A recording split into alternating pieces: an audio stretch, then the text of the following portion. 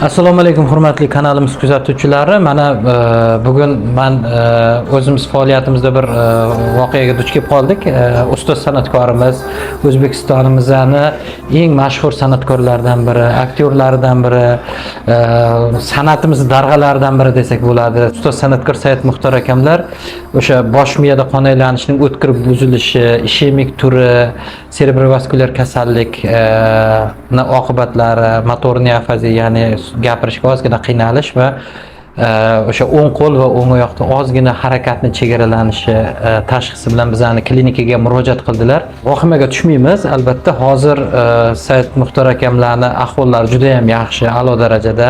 Bizda klinikamizda shifo davo muolajalarini hammasini o'tkazdik, tashxisladik, tekshirdik, qonlarini tekshirdik, qon bosimlarini normaga tushirdik. Endi meditsina tilida men ko'proq gapirdim, balkim kimlardir tushundi, kimlardir tushunmadi. Qo'pol qilib aytganda xalq tilida yengil mikroinsult kasalligiga duchor bo'ldilar, lekin albatta bu kasallikni bartaraf qildik. Shuning uchun Said Muxtor akamdan iltimos qildik, biza ozgina intervyu berib bizani klinikamiz haqida, ko'rsatgan muolajalarimiz haqida ozgina so'zlab bersalar va shifo izlab yurgan insonlarga bir qandaydir ma'noda yordam bersak shifo topishiga degan maqsadda video qilayotgandik. Assalomu alaykum ustoz. Odamlar yaxshimisiz? Sog'ligingiz yaxshimi? Bezovta qilmadingizmi? Yo'q, hammasi joyida, rahmat. Salomat bo'ling. Rahmat tilayman. Rahmat ustoz, rahmat. Ahvolingiz yaxshimi? Xudoga shukr. Kelgan kunlaringizdan ko'ra ancha yaxshi. Hozir nasib bo'lsa, Xudo xolasa. Har doim sog' bo'lib yuring, xalqimizni, oilangizni baxtiga. Qo'llaringizda harakatlar tiklandi, nasib. Mana so'zlashishlaringiz juda ham yaxshi. Oyoqlaringizda harakat. Albatta. Xudoga shukr. Albatta. Mana shu bo'lim, ya'ni shu kasal. Neurokardiomedik. Neurokardiomedik klinikasi. Kardiomedik. Medik.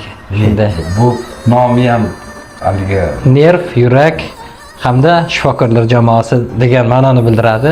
Albatta. Shunaqa. Lekin o'zidan o'zi to'g'ri tomoshabinlarimiz savol berishi mumkin. Birdaniga Said aka qanday kelib qoldi, nima bo'ldi degan savol bo'lishi mumkin. Albatta inson bor ekan, hamma azoblar, charchoqlar, Albatta. qancha qilgan mehnatlar insonni baribir o'zi. Lekin birinchi navbatda shu sog'liqni topish, shu sog'liqni egasi, ya'ni o'sha davolovchisi ukamizni Rahmat. bizga Xudo ro'para qilganiga va o'sha vaqtida olib kelib, vaqtida yotqizib, Rahmat. hech qattiq turg'izmasdan qon bosimi bilan bormi, boshqa butun badandagi hamma nima qiyinchilik ko'rgan bo'lsa, shularni davosi bor ekan. Mana shu ukamizni qo'lida, mana shu Rahmat. mana shu palatada yotibmiz, hamma narsamiz bor. Xudoga shukr. Birinchi navbatda vrachlarning ko'z oldida biz bo'ldik va hamma insonga nima kerak bo'lsa hammasini qildilar. Lekin og'ir sharoitdan chiqdim, Xudoga shukr. Xudoga shukr, rahmat sizga. Katta mikroinsult degan hayotimda birinchi marotaba o'zim yo'q, tushunmaydigan, oyoq temi yo'q, ko'rmaydigan. Men hozir Xudoga shukr nimani cho'zib qilyapman. Gapirayotganimda kamerani birinchi navbatda cho'zib qilyapman. Chunki bizning hayotimiz kino, bizning hayotimiz shu seriallarga bog'liq. Sizlardan hali juda ham ko'p kinolar kutamiz hali. Nasib, Xudo xolasa, nasib. Xudo xolasa yo'l-yo'ringiz bilan, Xudo xolasa. Albatta men o'zim qo'rqib qoldim. Bir kun oldin tilim aylanmay qoldi. O'zimga o'zim uyaldim. Gapira olmadim. Hatto telefonda kimgadir gapirishga uyaldim. Tilim aylanmay qoldi. Alloh, nima bo'ldi dedim. Axir mayli bir syomka bo'lsa, keyin azjuchkada bo'lar qilarmiz. Ovozani boshqa odam beradi deb qo'rqib ketdim. Ikkinchi ukam, men hayotim nimasida qancha mehnat qilgan bo'lsam, yugurgan bo'lsam, vrachlar bor ekan o'sha Rahmat, o'zimiz, rahmat. shu kasbni nimasi bor ekan. Mana bugun men Xudoga shukur bugun o'zimga kela oldim va bugun mana gapiryapman. Monologli aytsam ham bo'ladi, she'rli aytsam ham bo'ladi. Albatta. Mana shu ukamizni Albatta. nimasidan, Rahmat. mehnatidan. Rahmat. Rahmat. Tushunmay qoldim. Birdaniga 10 kun oldin qanday ahvolda edim. Ko'rib turardim o'zimni videoda. Harakat qilardim, lekin vrachlar baribir panohimizda turdi. Rahmat. Ko'chada havo zo'r payti, bahor payti, syomka qiladigan payt. Albatta. Qancha filmga olinadigan jarayon boshlangan. Men ham bugun o'sha qalbim bilan aytmoqchimanki, Xudo bularni kasb-koriga, vrachlarimizni kasb-koriga barakat bersin.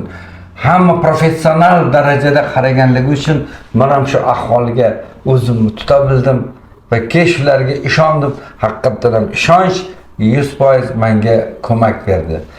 Alloh yaxshi kunlariga, sizlar to'g'rilaringizga katta filmlar qilishga, san'atimiz orqali hamma qilayotgan yaxshiliklaringizni bilinglar. Vrachlarimiz bizni davoladimi? Biz sizga davo, ya'ni xushchaqchaqlik qilishga tarafdormiz. Sizlar uchun doim tayyormiz. Mana endi tayyormiz. Mana bularni rahmat biz uchun. Rahmat kattakon ustoz san'at. Omad. Sog' bo'ling.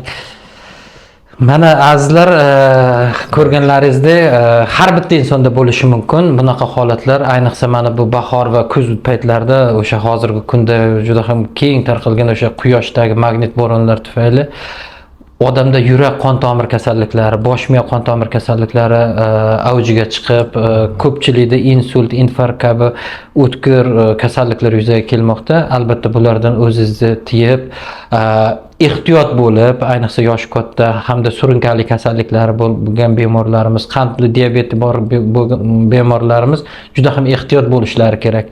Iloji boricha o'sha salqin joylarda bo'lishlari kerak bunaqa issiq kunlarda, hamda shifokorlar nazoratida qon tahlillarini topshirib, shifokorlar ko'rigidan o'tib turishlarini tavsiya qilamiz. Va ustoz san'atkorimiz yaqin kunlarda 3-4 kunning ichida bemalol yurib, bemalol o'zini san'atini, xalqimizga bo'lgan xizmatlarini bemalol davom ettiradi. Bundan xavotir olmaymiz. Nasib bo'lsa, hozir salomatligi 95% holatdalar. 5% yana 2-3 kun ichida inshaalloh nasib bo'lsa tiklab beramiz. Hammasi yaxshi bo'ladi. Kuzatganlaringiz uchun rahmat. Salomat bo'linglar. Salomat bo'linglar. Katta rahmat.